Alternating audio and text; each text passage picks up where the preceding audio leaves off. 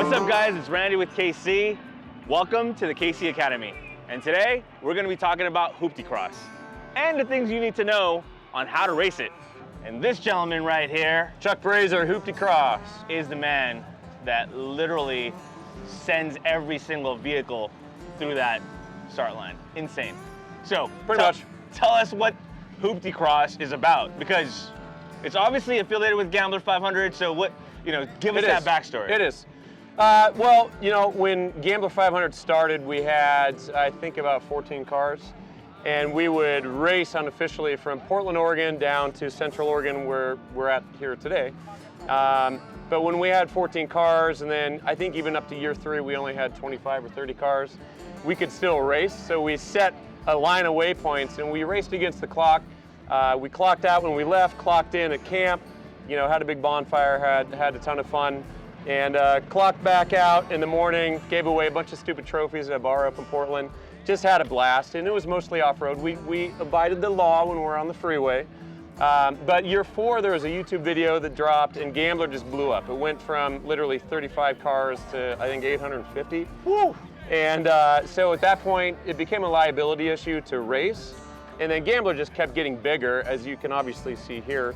But there's a lot of guys that were missing the racing element. And I was doing a lot of rallycross racing at the time, and I got together with Tate over a beer, and I said, hey, what if we split off a racing group that is closed course racing, time trial style, and obviously welcome all the Gambler cars, keep it cheap, keep it simple, keep it, obviously affordable and accessible, and really grow this thing. And HooptieCross is born. And here we are today. We're the most accessible, cheap, sort of racing circuit you can find out there. We run, I think, 20 races across the country. Amazing, because at the end of the day, anybody could race on this thing. That's right. I mean, anybody. It's HooptieCross. It's whatever you could bring. And then there's obviously some rules, right? So like, what are the things that they need to know about? So, there's a lot of, and here's really a niche that I wanted to fill. Racing, there's a lot of barriers to entry. There's a lot of costs involved, and costs that go into your race vehicle, right? You have full cages, tube chassis, fire suppression, all that sort of stuff. We really model after, call it like SCCA Rallycross. So we do have a rule book.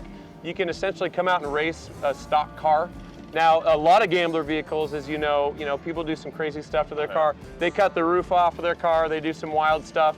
In our rules, we do state that you have to have a fixed roof. So that's really the most important thing. You can put a cage in it, but it's not required. A secure battery, obviously a seatbelt that works, a good certified helmet. DOT is a good helmet, but we like Snell rated helmets. No major oil leaks, anything like that. So pretty simple rules. It's really, again, kind of modeled after a little bit. I pulled in some Lemons rules as well, and then some SCCA Rallycross stuff. But really, whatever's in your driveway, bring it. Whatever's in your yard, bring it out. We've raced limousines, we've raced RVs, we race a lot of UTVs, we race any car or truck that you can possibly imagine. We get guys that make different weird buggies out of tube chassis sort of stuff. And we get guys like Scott Small, who's a class 11 racer in his Beetle. He comes out. We keep our classes really simple. It's 2-wheel drive garbage, which is arguably $500 or under. All-wheel drive garbage, which is arguably $500 or under, and then we have a hater class, which is anything more expensive. That's where you're going to find your work trucks or your daily drivers or your mom's 4Runner or whatever. We get a lot of stage rally guys out too, so that would be a hater class. And then we have what's called a super soft class, which is a purpose-built off-road car, like a UTV or a trophy truck, anything like that. But the rules are so simple, and we have a point system, so we give almost as many points to our slowest bottom 10, our favorite slowest bottom 10 guy, as we do our first or second place guy. So we like to keep everybody involved. A lot of guys come out for the first time, and they're not very fast, but they want to give racing a shot.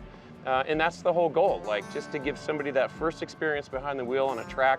And my favorite part is when those people come out, and when they cross that finish line, they just have an ear-to-ear grin, and then they're hooked, and then they end up following us around the country to different races. Dude. This man had a very long day. Yeah, we witnessed the awesomeness of all of those bring what you brought and race it. It's just amazing. But man, cheers to you. Cheers, man. thank you very much for letting anybody bring whatever they could bring and just having a good time. Huge shout out to Redmond Expo. This is a new venue for us. It's 180 acres of gravel, so it's a fast, drifty course out there, 1.8 miles. We ran 300 laps out there today. Wow. In one day, and we got a day tomorrow too. Oh, yeah, long day. Thank you very much for your time, dude. Thank you. Thank you very much. For all your support and what you guys do. Absolutely, same, likewise. KC HiLiTES. Cheers. Cheers.